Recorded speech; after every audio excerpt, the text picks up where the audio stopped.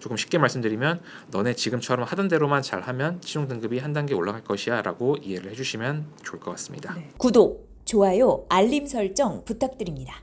네, 채권부의 진행자 이지 기자입니다. 제 옆에 그 해외 채권 쪽을 담당을 해주시는 김준수, 아주 준수한 NH투자증권 연구원님 나와주셨습니다. 연구원님 반갑습니다. 네, 안녕하세요. 네. 지난번 이어서 오늘은 새로운 종목을 갖고 오셨는데 우버에 대해서 말씀해 주신다고 합니다.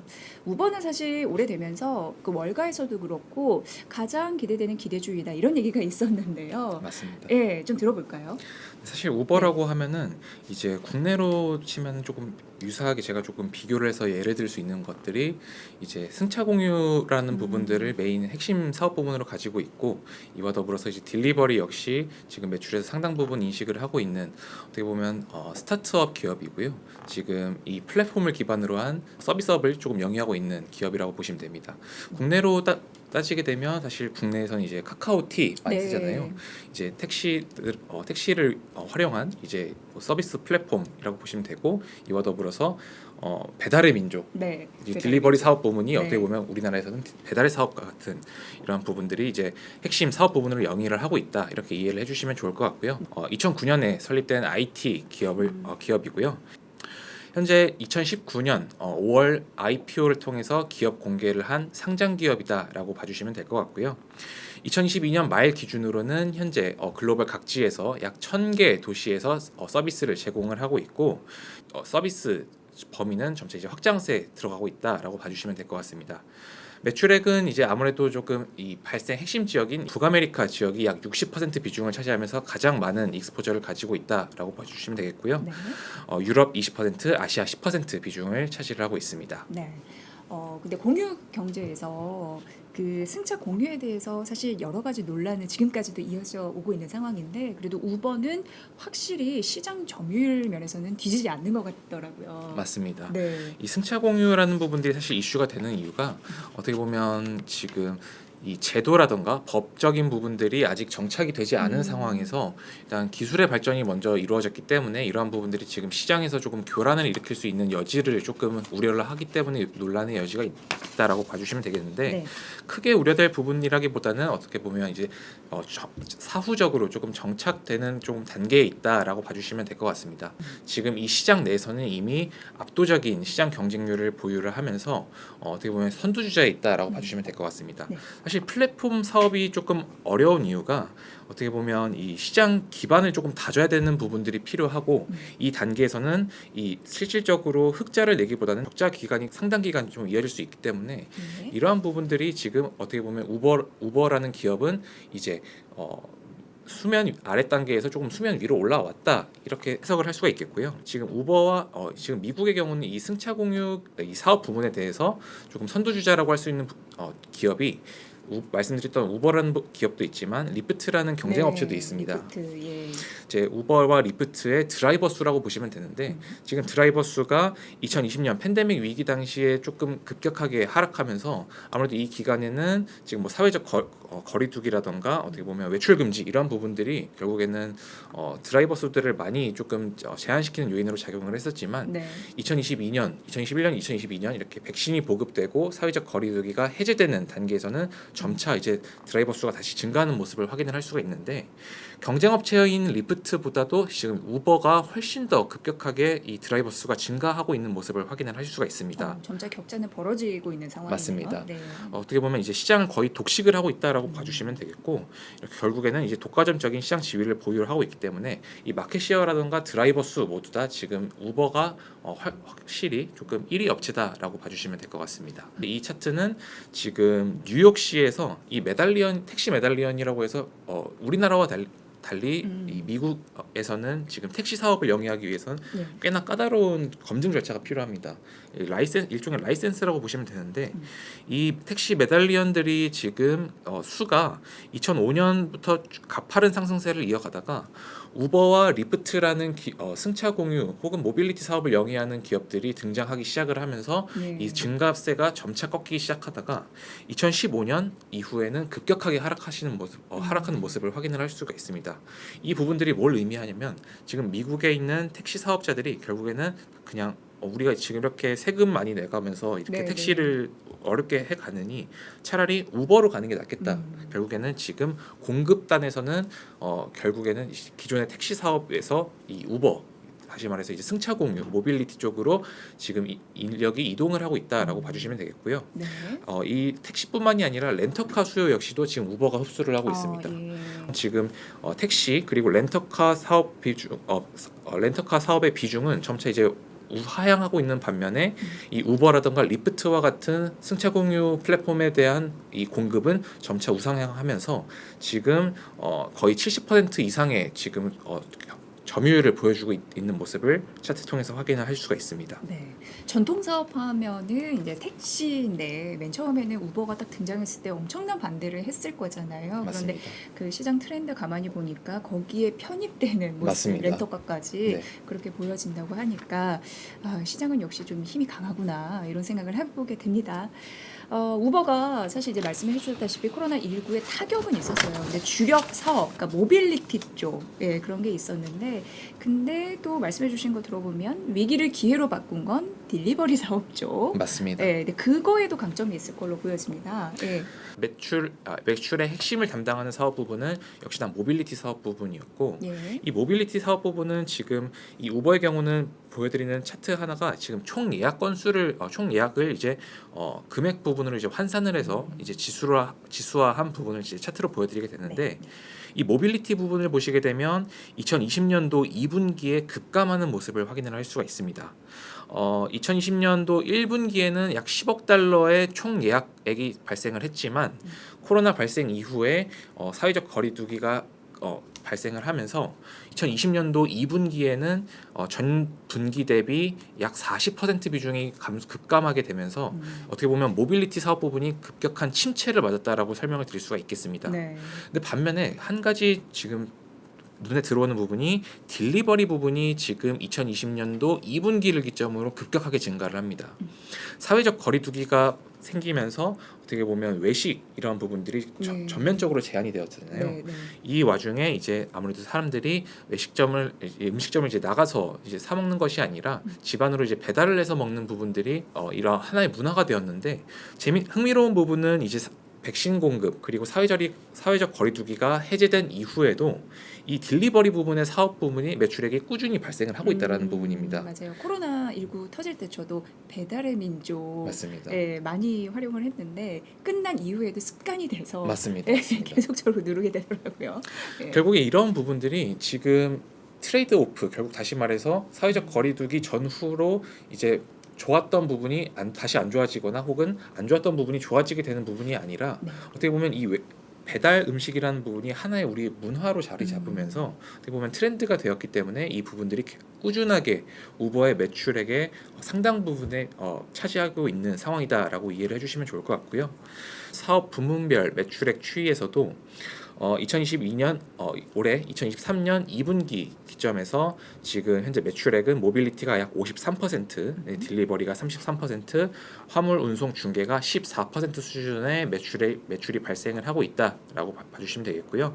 사업 포트폴리오가 굉장히 조금 결국에는 다각화되었다라고 이렇게 평가할 수가 있겠습니다. 우버는 이제 실적으로도 보여줄까요? 왜 이런 말을 하냐면 2분기에 턴 어라운드에 성공했잖아요. 맞습니다. 제가 지금 시점에서 사실 가져온 이유가 투자자분들께 어떻게 하면 조금 어필을 할 수 있을까. 사실 이 우버라는 기업에 대해서는 상당히 좀 오래 전부터 좋게 보고 있었는데 결국에는 이번 2분기 실적에서 영업이익 기준으로 흑자 전환에 성공을 했습니다. 지금 2019년도 1분기부터 분기별 매출액과 영업이익 차트를 지금 확인을 할 수가 있겠는데 보시는 것처럼 약 올해 2분기 실적에서는 약 92억 달러 수준의 매출액이 발생을 했고요. 여태까지 이제 매출액에서 이제 매출 원가를 차감한 이 영업이익 부분에서는 아직까지는 결국엔 적자를 기록을 했었는데 이 회사가 설립된 이후 14년 만에 이번 2분기 실적에서 약 3억 달러 수준의 영업이익 흑자를 기록을 하는 모습을 확인을 했습니다. 네. 이러한 부분에 이번 2분기 실적에서 조금 하이라이트 되었던 부분은 이 비용을 많이 절감했다라는 부분인데요. 지금 이 우버의 이번 2분기 실적의 이 비용 측면을 확인을 할 수가 있습니다. 보시게 되면 특히나 좀 하이라이트 되는 부분이 마케팅과 세일즈 비용이 점차 이제 점진적인 축소세를 보이고 있다라는 부분을 확인을 할 수가 있는데, 이 마케팅과 세일즈 비용이라는 부분은 어떻게 보면 이 우리라는 기업을 어떻게 보면 홍보를 해야 되는 부분이 있잖아요. 맞아요. 근데 이러한 부분이 더 이상 크게 필요하지 않다. 야, 그럼 성공한 거네요. 맞습니다. 이제 너 말했는데 나를 알리지 않아도 남들이 알아주니까. 너 우버 알지? 나도 네. 우버 알지. 그러면 예. 결국에는 이 정도 궤도에 올랐다라는 부분이 설명이 가능하기 때문에 어떻게 보면 이 마케팅과 세일즈 비용이 감소세에 들어갔다라는 부분은 이제 사업이 어느 정도 성숙화되고 있다라고 봐주시면 될 것 같고요. 네. 시장에서도 이제 충분한 인지도를 가지고 있다라고 평가를 할 수가 있겠습니다. 네. 그리고 두 번째로 보여드릴 부분이 이제 영업 비용 항목에서 절감이 컸다라는 부분도 긍정적으로 해석을 할 수가 있겠는데, 이 영업 비용이라는 부분은 사실상 이 마케팅이랑 세일즈랑도 조금 어떻게 보면 결이 비슷한 부분이지만, 이 영업 비용을 절감을 했다라는 부분은 이 회사가 더 이상 이제 우리는 좀 지출을 조금 우리 재량 안에서 조금 축소를 할 수 있는 어느 정도 궤도에 이르렀다라고 해석을 할 수 있기 때문에 저는 좀 긍정적으로 평가할 수가 있겠습니다. 네, 좋은 얘기네요. 맞습니다. 예, 실적 부분에서. 그리고 이렇게 보면은 현금 한 55억 달러 정도 보유하고 있다. 뭐 이런 얘기도 기사에 나오던데. 네네. 지금 채권 투자자분들은 재무 안정성 굉장히 따지시잖아요. 맞습니다. 예, 그거에 대한 포인트 좀 들어보고 싶은데요. 어느 정도 좀 준수한 수준의 재무 안정성을 보유했다라고 평가를 할 수 있겠습니다. 준수하군요. 네, 우리 준수 연구님. 네. 네. 준수한 수준의 재무 안정성을 보유하고 네, 있는데요. 네. 두 가지 정도 차트를 보여드릴 텐데, 네. 우선 하나가 이 우버가 총 차입금 그리고 여태까지 채권을 발행했었던 내역들 그리고 상환했던 내역들을 확인을 할 수가 있습니다. 이 총 차입금 차트가 2018년에 발행이 크게 한번 증가를 하면서 총 차입금이 한번 크게 증가한 적이 있었고요. 그리고 아무래도 코로나 팬데믹 위기 당시에 이제 모든 기업이 힘들었었던 2020년도와 2021년도 이 2년 두간의 총 차입금이 다시 한번 또 늘어나게 됩니다. 다만 보시게 되면 2018년도에는 아무래도 2019년에 이제 유가 증권 시장에 좀 상장을 하기 위해서 아무래도 이런 제반들을 조금 마련을 하기 위해서 발행을 했었고, 2020년도와 2021년도에는 팬데믹 위기를 극복하기 위해서 어떻게 보면 이 영업 자금을 마련하기 위한 발행이 있었다라고 봐주시면 되겠고, 네. 다만 보시는 것처럼 총 차입금 추이는 2022년도 이제 결국에는 이제 영업 실적이 점차 개선되기 시작한 이후부터는 이제 발행이 점차 줄어들고 있는 상황이고요. 이에 따라서 이제 레버리지 비율 역시 좀 개선되고 있는 흐름을 보이고 있습니다. 두 번째로는 이제 현금 보유를 조금 확인을 하셔야 되는데, 2021년부터는 이제 총 차입금이 점차 둔화되기 시작한 동시에 이러한 부분들이 기업에는 다시 현금 흐름으로 다시 들어오고 있는 상황이어서 잉여 현금 흐름 또한 2022년을 기준으로 플러스로 돌아섰다는 점에서 조금 긍정적으로 평가를 할 수가 있겠습니다. 네. 우버를 이렇게 자세하게 해주니까 너무 도움이 많이 되고 있는데요. 네. 우버는 제가 듣기에 낄낄빠빠 잘하는 기업이다. 낄 때 네네. 끼고 빠질 때 빠지고 치고 빠지고 잘하는 걸로 보이는데, 왜냐하면 예전에 그 자율주행에 막 투자했다가 맞습니다. 단기간에 승부가 안 날 것 같으니까 빠져서, 그래서 일부에서는 막 이제 비판하는 쪽도 테크 기업 더 이상 아니네 뭐 이런 식으로도 네네. 얘기했었잖아요. 근데 어찌됐건 그게 좀 맞아떨어지고 있는 그런 현상이 지금 보이는 거고, 어쨌든 그런 부분에서 내려놓거나 아니면 협력 체제 이렇게 좀 맞습니다. 가져가고 있는 것 같거든요. 네네. 그런 거에서도 우리가 좀 의미를 찾을 수 있다면서요? 네, 사실상 이 스타트업이라는 기업들이 시작을 어떻게 하냐면 굉장히 비슷한 사업의 부류를 굉장히 여러 가지를 합니다. 네네. 왜냐하면 어떤 게 우리가 시장에서 성공을 할지 아직 모르기 그러니까요. 때문에. 여러 가지 뿌려놓고 그 중에 하나 되면 된다는 맞습니다. 이제 그런 부분 네, 이제 네. 엑시트를 한다라고 보통 전략을 가져가는데, 네. 우버 역시 마찬가지입니다. 2019년도에 상장을 하긴 했지만 그때 당시에 사업 포트폴리오를 보시게 되면 지금과는 조금 차이가 있는 게, 지금은 앞서 말씀드렸던 세 가지 사업 부분이 네. 이제 핵심이라고 말씀을 드렸고, 이제 모빌리티와 이제 딜리버리, 이 화물 운송 중개업이 지금 메인 비즈니스라고 보시면 되는데, 그 이전에는 사실상 이제 자율주행이라던가 혹은 이제 항공 택시 사업까지 같이 했었습니다. 맞아요. 그것도 있었죠. 맞습니다. 예. 근데 이러한 부분들이 사실상 지금 아직까지는 이제 우리가 이제 이 회사를 운영을 하면서 우리한테 아직은 이제 수익성을 가져다 줄 수 있는 부분이 아니라 조금 더 R&D가 필요한 어떻게 보면 조금 더 중장기적인 시기에서 봐야 할 사업 부분이고 네. 당장은 우리가 이러한 부분 사업 부분들로 수익을 실현하기보다는 조금 비용이 더 많이 들어가겠다라고 판단을 한 거죠. 돈 많이 써야 되니까 맞습니다. 쉽게 얘기해서 진짜. 근데 사실 네. 돌아보면 2020년도와 2021년도에는 사실 되게 힘든 시기였잖아요. 네, 이 코로나라는 코로나. 힘든 시기를 보내면서 이 우버는 이 사업 부분들을 조금 내려놓자라고 결심을 하면서 내실자직에 들어갔습니다. 보시게 되면 이제 보여드리는 차트 하나가 이제 우버의 지분 비중을 보실 수가 있는데 보시면 이제 가운데 이제 오로라라는 부분에 좀 비중이 많이 들고 있습니다. 네. 약 26%의 지분을 가지고 있으면서 거의 대주주라고 볼 수가 있죠. 이런 기존에 보유하던 사업 부문들 중에 하나가 이제 자율주행이라고 말씀을 드렸는데 네. 이 오로라라는 스타트업 기업이 지금 이 우버의 자율주행 사업 부분을 가져가면서 우버는 여기에 이제 지분을 투자하는 형식으로 어떻게 보면 시너지가 기대되는 사업이기 때문에 우리는 여기에 지분을 들고 있고 이 전반적인 관리는 오로라가 하는 형식의 이제 사업 어떻게 보면 이제 코어기라고 할 수 있겠죠. 이렇게 가져가고 있고 두 번째로는 이제 앞서 말씀드렸던 항공 택시 사업이 이제 조비 에비에이션이라는 기업이 네. 소형 항공기 스타트업이라고 봐주시면 되는데 이 조비 에비에이션에 매각을 하면서 지분을 받는 동시에 나중에 너네가 이 항공 택시 서비스를 본격적으로 시작을 하게 된다라고 했을 때 우리 어플리케이션을 적용을 해줘라는 계약을 체결을 했거든요. 다 다리는 다 맞습니다. 하나씩 어떻게 보면 씨를 뿌려놨다라고 볼 수가 있죠. 있는. 맞습니다. 네, 네.